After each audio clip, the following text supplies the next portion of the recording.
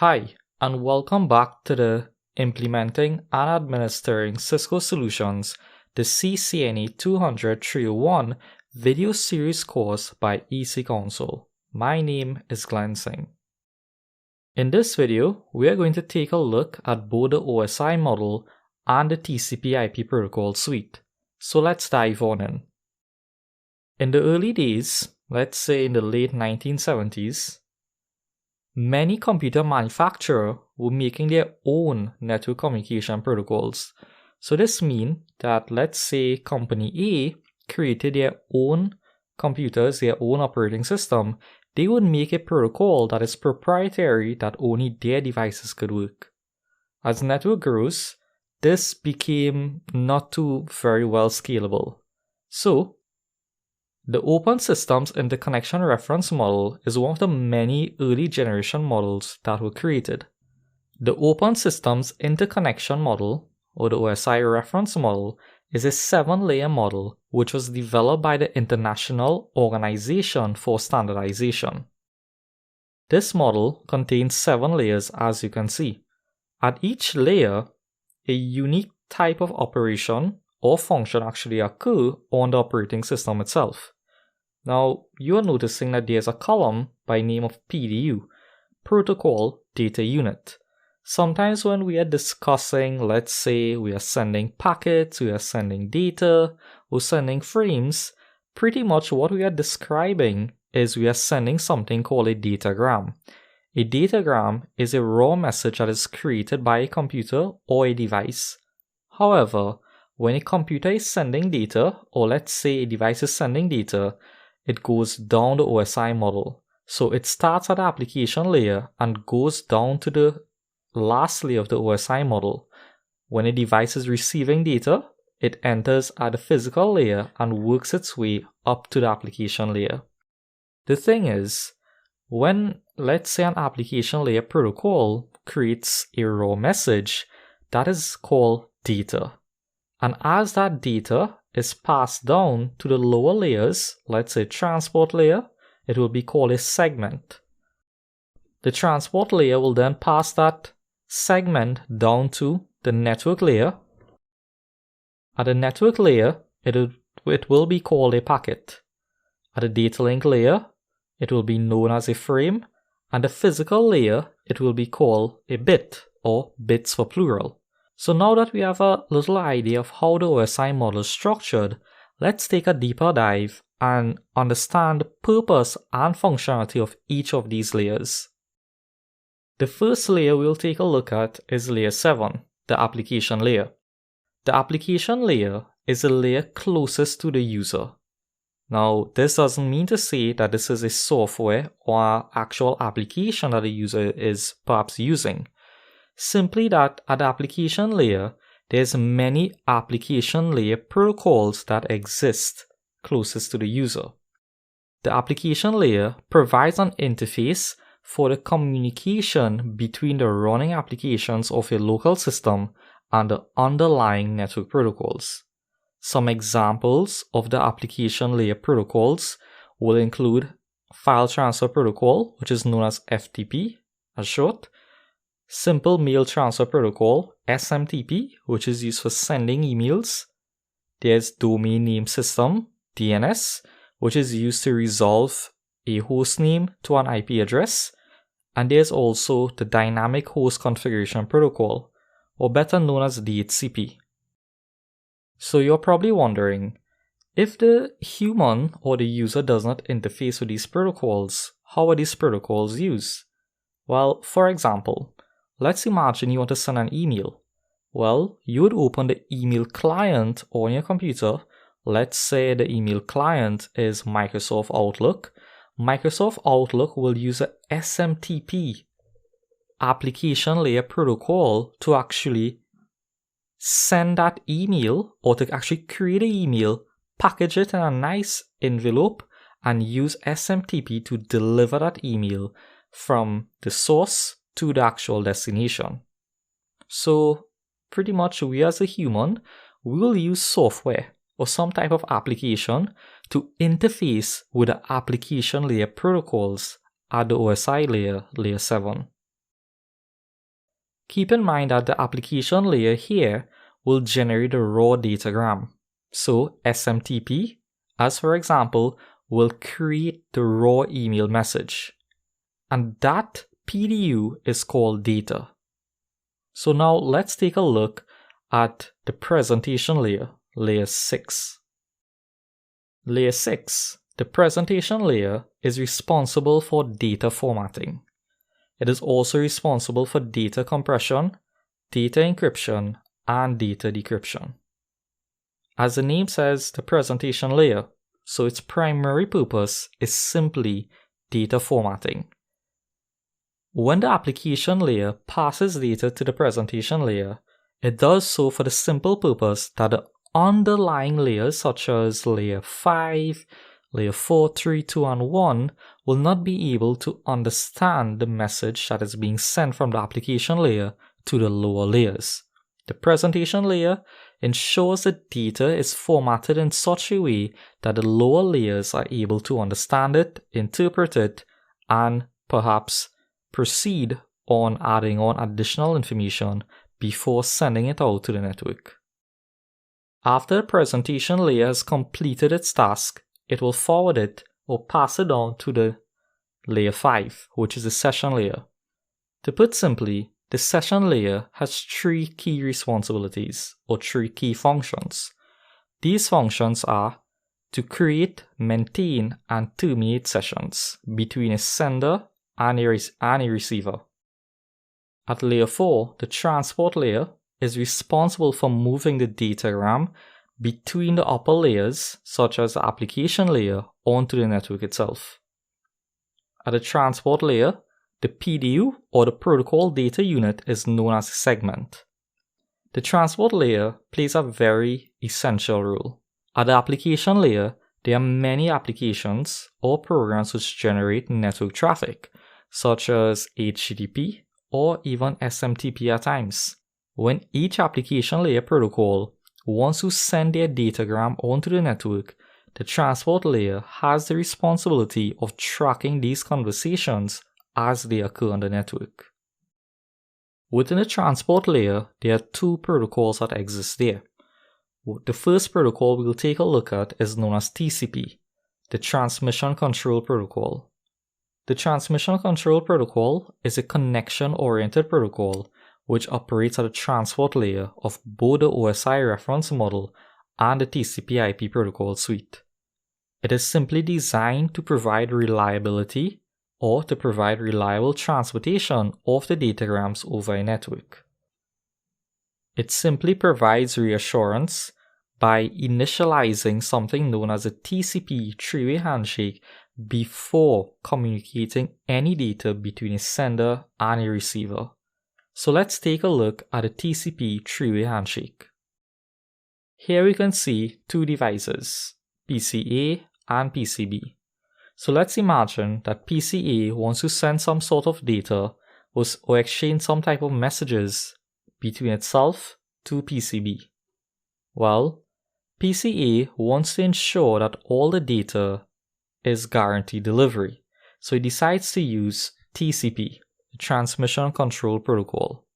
So before PCA sends any sort of messages, PCA will send a very special packet known as a TCP SYN packet. SYN, short for synchronization.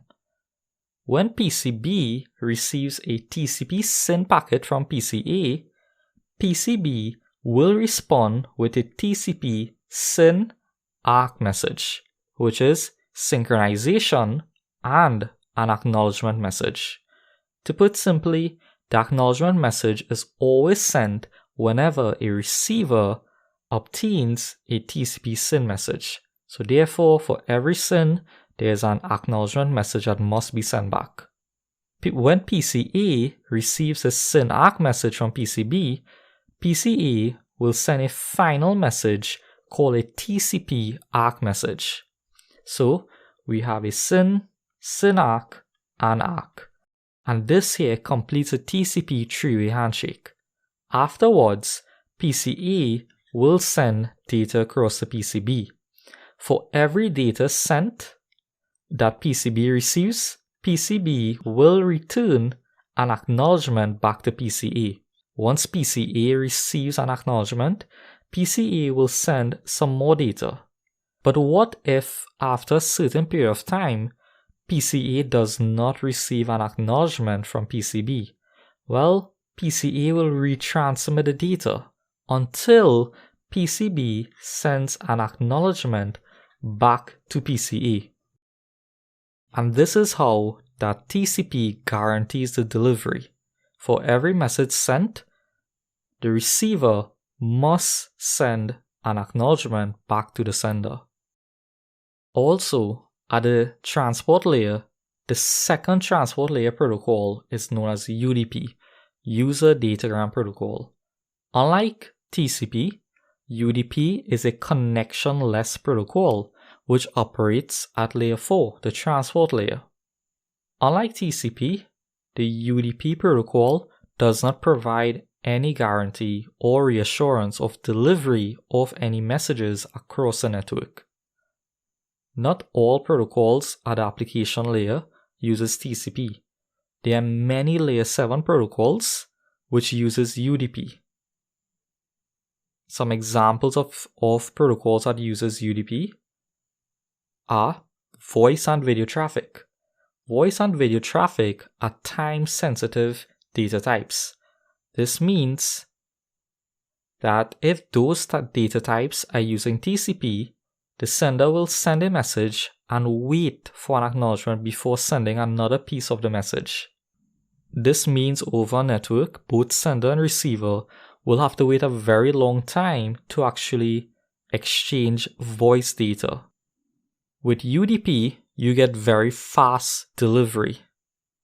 TCP is much more slower because they have to exchange acknowledgements for every piece of data a receiver accepts. With UDP, as quickly as a message enters the network, UDP will send it out.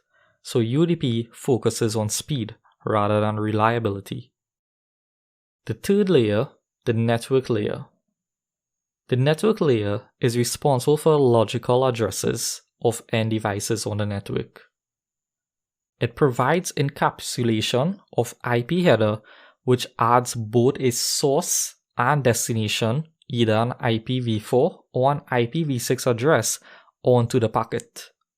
The network layer provides a functionality of directing traffic flows on a network using routing protocols, which simply operates using Internet Protocol, better known as IP.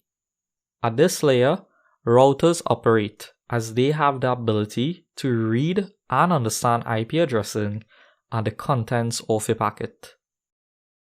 The data link layer, layer 2, is responsible for allowing the messages from the upper layers to access the network. It also controls how the data is placed on the physical network, as in the physical media, the wire, the wireless connection, and handles error detection and flow control. Additionally, within the data link layer, there are two sublayers.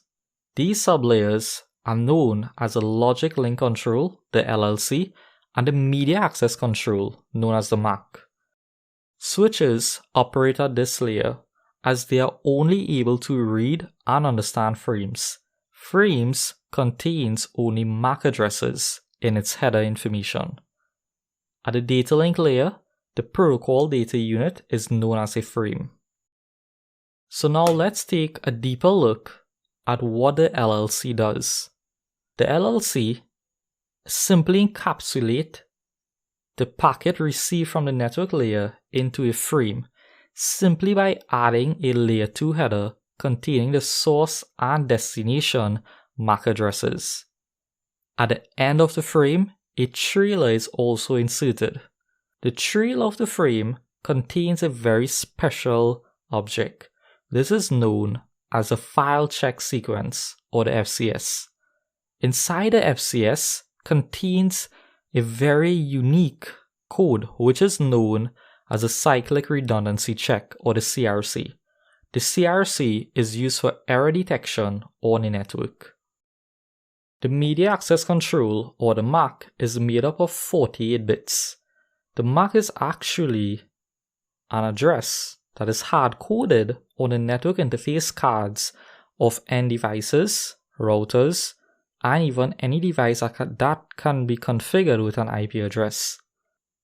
The MAC address is usually written in a hexadecimal format, which simply ranges from 0 to 9 and A to F. An example of a MAC address is this value right here. The thing about a MAC address is the first 24 bits of the MAC address, which means the first 24 bits or the first half of the MAC address is called the Organization Unique Identifier, or the OUI. This part of the address can be used to actually identify the manufacturer of the network interface card or the device as a whole. The second 24 bits is actually assigned by the manufacturer. So therefore, with the OUI plus the second 24 bits simply ensures that this address is always unique in the world.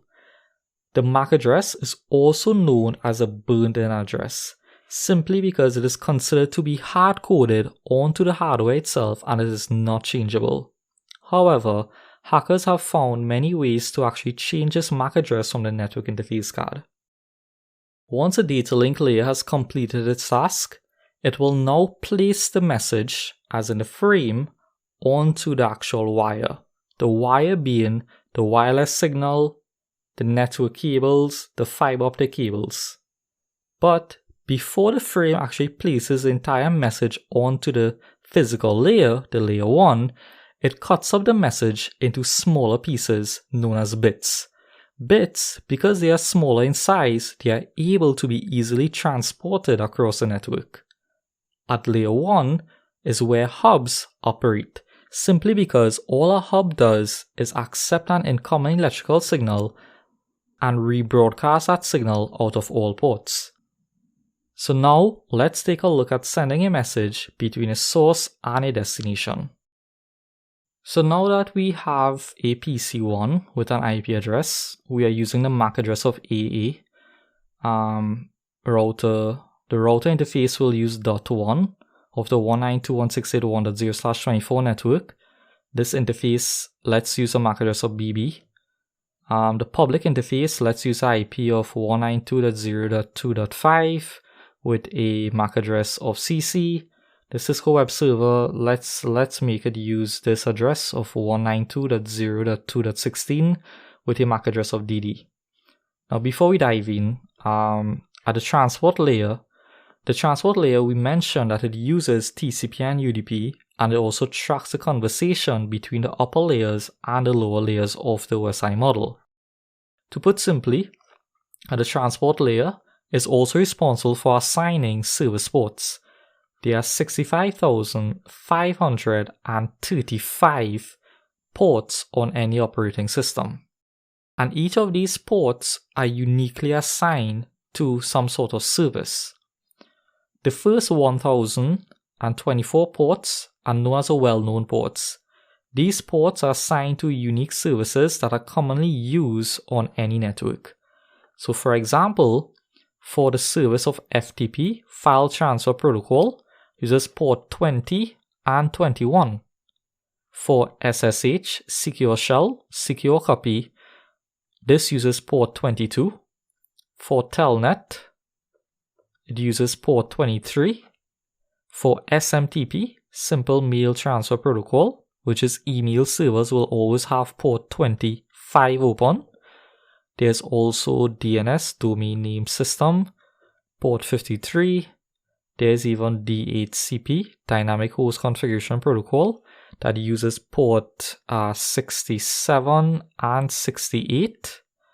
There's HTTP, that uses port 80.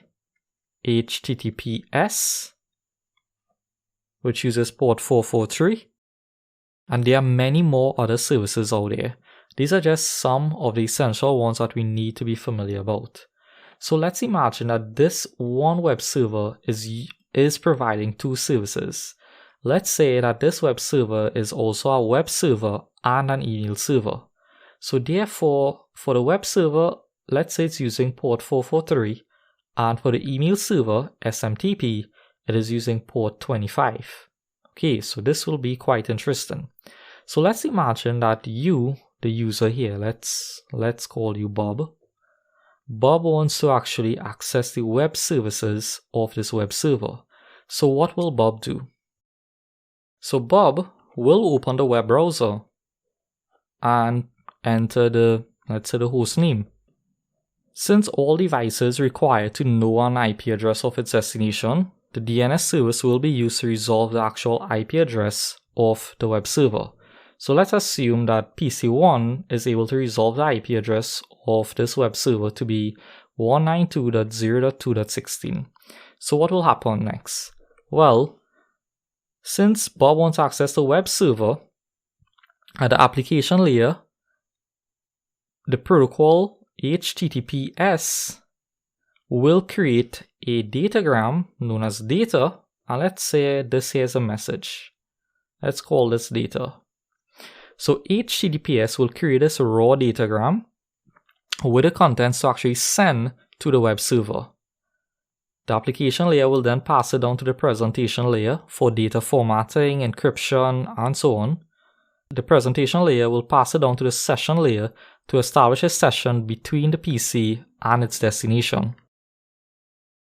Next, the session layer will pass it down to the transport layer. A transport layer, it will assign TCP and it will assign a source and destination port. So let's imagine that we are adding on an additional piece of information here. So this here will be the transport layer or the layer 4 header. The layer 4 header will contain a source and destination port. Now, since Bob wants to access a web server, the web server is operating on port 443. So therefore, destination port will be port 443. The source port will be a randomly generated port greater than 49,000, known as an ephemeral port. But just for this example, we'll use port 1234 as a source port. The thing about sending a message on a network, source and destination information is very important. To put simply, with the source and destination information is when a message reaches the destination, in case the destination needs to reply to the sender, it already has the sender's information right in the message there. At the transport layer, this here is known as a segment. Notice a segment will always contain a layer 4 header information, source and destination port. The transport layer will then pass it on to the network layer. The network layer will add on source and destination IP addresses. So let's add on a layer 3 header with the source and destination IP.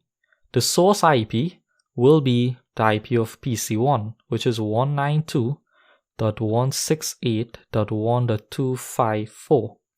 The destination IP will be the IP address of the actual server, which is 192.0.2.16. At this point, the message is known as a packet. Next, the network layer will pass it on to the data link layer. As mentioned, the data link layer will add on a layer 2 header information and a trailer. So let's take a look at adding on the layer 2 header information. So it will add on the source MAC address, which is the MAC address of PC1, AA. But which MAC address will it add? Will it be the destination MAC address of the server? Well, to put simply, it will be the MAC address of the router, which is BB. Simply because the switch can only read MAC addresses. The switches cannot read IP addresses. And the PC needs to send this message to its default gateway simply because the default gateway will need to forward this message out of the network. Keep in mind that all local area network communication uses destination MAC addresses to reach the actual destination device. The thing is, as long as a frame is passing between networks, the MAC address will always change. So at this point, the destination MAC address is the MAC address of the router. Furthermore, the data link layer will insert a trailer. The trailer will contain the FCS. A side of it contains a CRC value, which is used for error handling and checking. Before the frame is placed on the actual network, an additional piece of attachment is inserted here. This is known as the preamble. The preamble is used to tell the destination the beginning of this message and also includes, sequential numbers. So what do we mean by sequential numbers? Well, before the data link layer places this entire message onto the network, the data link layer will cut up this piece of data into smaller pieces called bits. Each bit will contain the same header information, which is source and destination MAC address, source and destination IP address, source and destination port numbers. And it will also contain the trailer information, which is the FCS. However, the data itself, which is this piece of message here, will be smaller, simply for easy transportation. The preamble will contain sequence numbers for each bit. So therefore, when each bit is received by the destination can simply use a sequence number to reassemble the message into a single piece. So now, let's imagine that a data link layer places a message onto the physical layer, which is the actual wire. So what is going to happen next? Well, the message will go to the switch. Once a message reaches the switch is going to inspect the source and destination MAC addresses. The switch will inspect the destination MAC address as BB and forward it to the router. When the message now reaches the router is going to inspect the destination MAC address and determine, okay, the destination MAC address is for him. Next, the router is going to inspect the destination IP address and checks its routing table to determine how to forward this message, as in who is the next device along the way. The router now will simply remove the source and destination MAC address and actually replace the source MAC address with its outbound interface MAC address. So because this interface here is connected to the internet, it will use this new MAC address as the source MAC address, and the destination MAC address will be the next router along the way. So therefore, the source and destination MAC addresses always changes. However, in our network, let's assume that there's no device between the router and the destination server. So simply the router will insert the destination MAC address here as DD.